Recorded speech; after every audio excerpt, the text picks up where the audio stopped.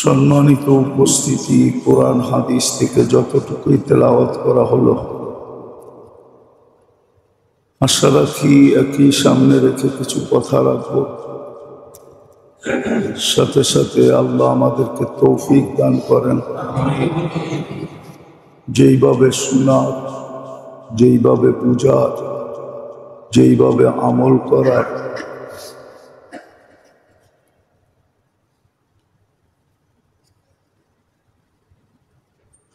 मेरे अजीजों, मेरे दोस्तों, मेरे भाइयों,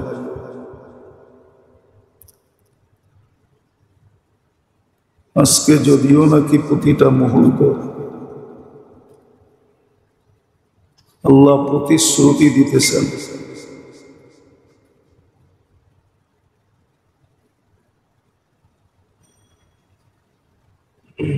বান্দা যদি মনের থেকে মাপ চায়,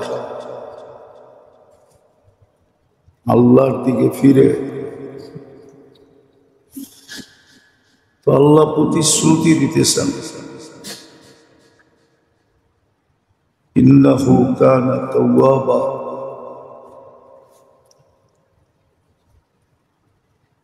আজকে ডাককেও শোনেন, আবার জবাবও দেন, আবার মাপ চাইলে মাফও করেন। কিন্তু একটা দিন অচিরেই আসবে, এটাও সুস্পষ্ট যে মানুষ যতই চোখের পানি ঝরায়া মাপ চাক না কেন, আজকে মাসির মাথা পরিমাণ চোখের পানির মূল্য আছে। কিন্তু একটা দিন আসবে, সমুদ্র পরিমাণ পানিও যদি কেউ প্রবাহিত করে, তাহলে কোনো দাম হবে না। আর এটা সত্য, যদিও আজকে বুঝতে চাই না, পারিপার্শ্বিকতার কারণে, বিভিন্ন জিনিসের কারণে মানুষ বুঝতে চায় না। চেষ্টা করলে কিন্তু বুঝতে পারে, যদি ভাবে গভীরভাবে, চিন্তা করে গভীরভাবে, মনোযোগ দিয়া যদি চিন্তা করে, তাহলে হয়তো বুঝে আসতো।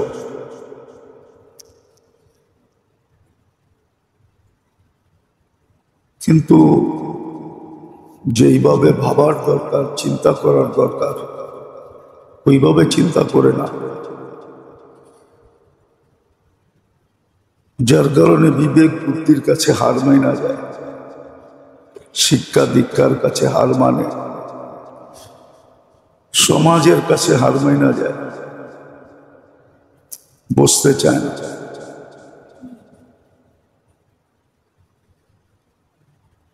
ভালো মতে ভাবলে বুঝে আসতো যে এখন ভাবলে কি লাভ, কালকে ভাবলে কি লাভ। আজকে ক্ষমা স্বীকার করলে কি লাভ,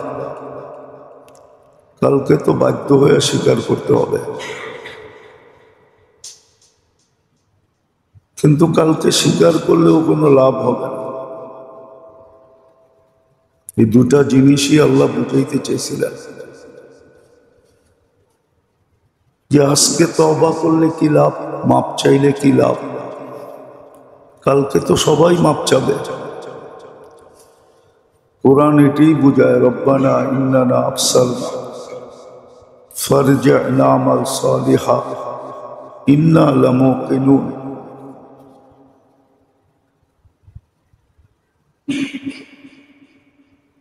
কালকে তো সবাই মাপ চাবে, মাপ চাইতে বাধ্য হবে,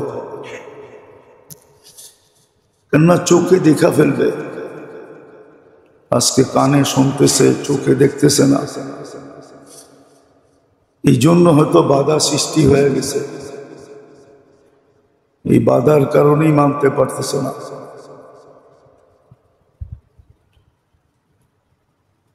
যার কারণে আজকে মাপ চায় না। অথচ 24 ঘন্টা মাফ করার প্রতিশ্রুতি, অপেক্ষা করতেছেন। আল্লাহ চায় না মানুষ শাস্তি ভোগ করুক। আল্লাহ কখনো চায় না যে মানুষ অশান্তিতে থাকুক। যদি শাস্তি ভোগ করার চাইতেনি তাহলে কোরআন কেন বলতো মা ইয়াফআলুল্লাহু বিআযাবিকুম, তোমাদেরকে শাস্তি দিয়ে আমার লাভ কি? শাস্তি দিয়ে আল্লাহর কোনো লাভ নাই। আল্লাহ লাভেরও উঠতে লসেরও উঠতে, আল্লাহ লাভও নাই লসও নাই। এই কথা কোনোদিন বলতেন না যে তোমাদেরকে শাস্তি দিয়ে লাভ কি। আল্লাহ শাস্তি দিতে চান না। বিদায় 24 ঘন্টা অপেক্ষা করেন যে মাপ চাইতে দেরি, আমি মাপ করতে দেরি করব না। কিন্তু একটা দিন অচিরেই আসবে, মানুষ খুব মাপ চাবে, কিন্তু হ্যাঁ, ওই সময় আর ফিরা তাকানো হবে না। এই জন্য যেটা গত জুমায় বুঝাইতেছিলাম, অতীতও বুঝেছি, এখনো বুঝাইতে চেষ্টা করতেছি। আল্লাহ করুক কারো না কারো বুঝে আসুক,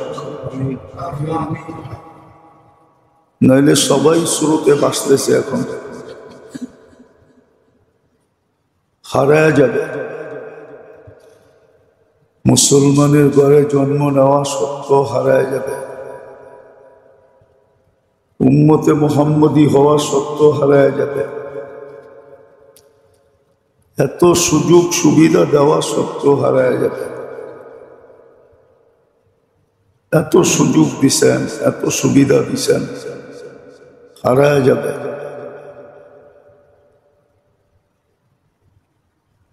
এত বড় অঙ্গীকার করছেন জান্নাত দিবে, সবকিছু হারায় যাবে। যদি আখেরাত কোনো সাধারণ জিনিস হতো তাহলে আল্লাহ রসুল এত চিন্তিত হইতেন না, সদা সর্বদা বলতেন না হিমামুনাল আখেরা, আমার সবচেয়ে বড় চিন্তা হলো তোমাদের আখেরাত নিয়ে। নিজের আখেরাত নিয়ে তো কোনো চিন্তা ছিল না, আমাদের আখেরাত নিয়েই চিন্তা ছিল। তাহলে এই কথা সারাদিন বলতেন না যে তোমাদের আখেরাত নিয়ে চিন্তা, কেননা আখেরাতের মতো উত্তম তো কোনো জিনিস নাই। তাইলে আল্লাহ বলতেন, এই কথা বলতেন না খাইরুন, আখেরাত উত্তম। কতটুকু উত্তম? যার কোনো সীমারেখা নেই, সীমারেখাহীন উত্তম। আবার এটাও বলছেন আব্বা, চিরস্থায়ী। দুনিয়া তো ক্ষণস্থায়ী, কোনো বুদ্ধিমান ব্যক্তি পাওয়া যাবে না যে চিরস্থায়ীর বিনিময়ে ক্ষণস্থায়ী কিনে। টাকা দিয়ে কেউ পচা জিনিস কিনতে চায় না, তো চিরস্থায়ীর বিনিময়ে ক্ষণস্থায়ী কিনবে,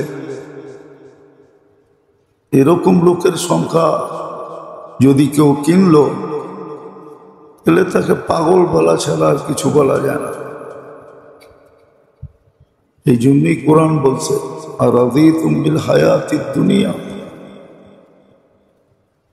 এই সামান্য দুনিয়া পাই রাজি হয়ে গেল, সবকিছু বিড়া গেল, সামান্য দুনিয়া পাইলেও কতটুকু পাইছে? সবাই তো সমানভাবে পায় না। এই মজমাই যা বসে আছে এখানে, একজনও এখানে 1000 কোটি টাকার মালিক না। এখন নিচে যারা বসে আছে হাজার না 100 কোটি টাকার মালিকও এখানে একজনও নেই।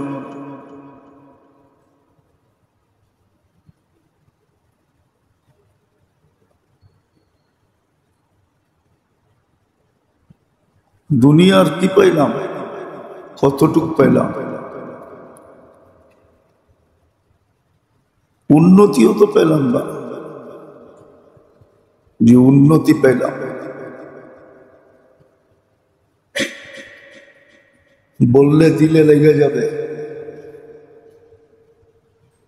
কিন্তু সঠিকভাবে চিন্তা করলে দেখা যাবে জিনিসটা ঠিকই। এইখানেই যারা বসে আছে এদের যে বসবাসের যে জায়গা, ঘর বাড়ি, বাসা বাড়ি, কতটুকু উন্নত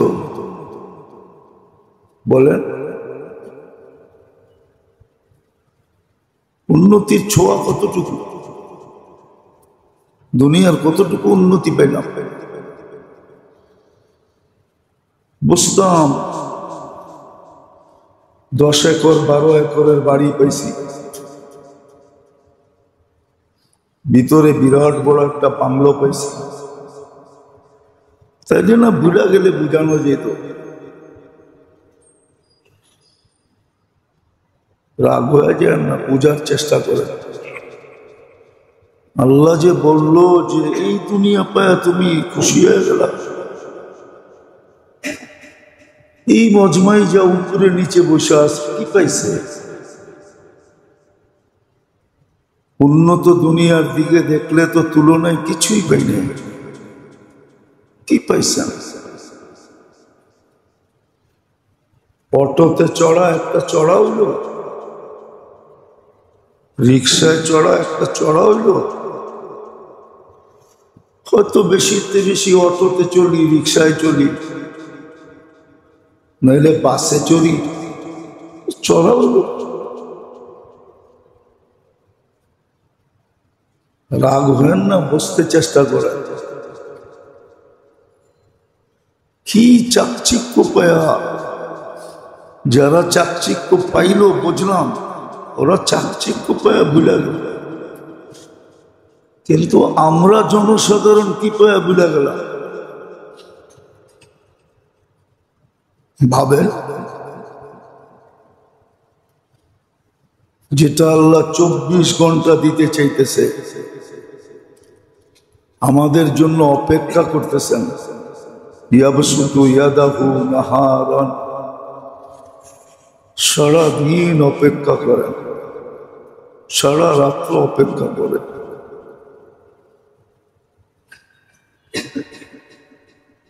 তো যেটা বুঝাইতেছিলাম, আল্লাহ করুক বুঝে আসুক। এখন তো দেওয়ার জন্য সারাদিন অপেক্ষা করেন, মাফ করার জন্য সারাদিন অপেক্ষা করেন, জান্নাতের বিনিময়ে কেনার জন্য সারাদিন অপেক্ষা করেন।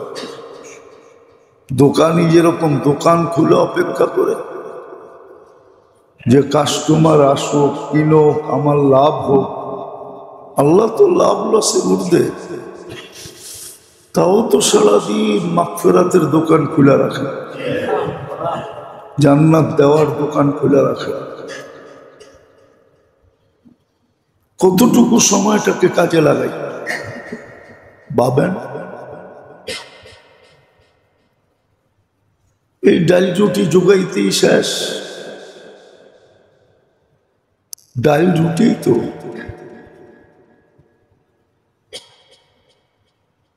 রাগ হন না, রাগ হয়ে যাবেন। এখানে বহুত লোক আছে সারা বছর একটা ইলিশ মাছ কিনতে পারে না। কি পায় আখেরাত হারায়া দিতেছি।